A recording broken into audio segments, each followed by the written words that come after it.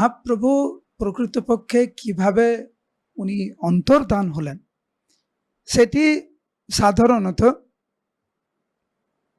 দুটি গ্রন্থে আমরা পাই। এক চৈতন্যমঙ্গল লোচন দাস ঠাকুরের, আর নরহরি চক্রবর্তী ঠাকুরের ভক্তি রত্নাকরে। এই দুটি গ্রন্থ ছাড়া অন্যান্য প্রামাণিক গ্রন্থে শ্রীমৎ মহাপ্রভুর অন্তর্ধানের ব্যাপারে সেরকম কোনো আমরা বিবরণ আমরা কিন্তু দেখিনি।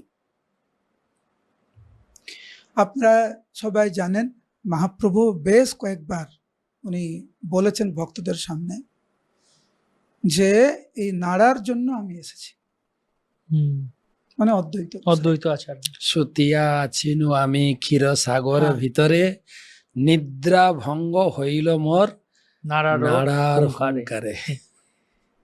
বারবার